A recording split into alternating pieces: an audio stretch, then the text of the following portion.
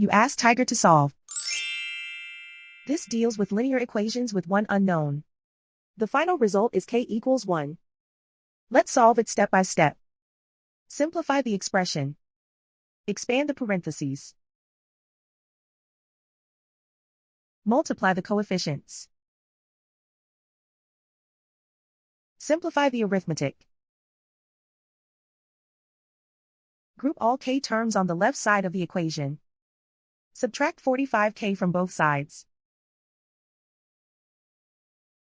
Group like terms. Simplify the arithmetic.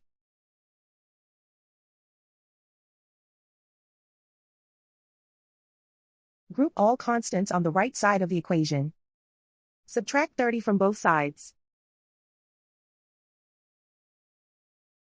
Simplify the arithmetic.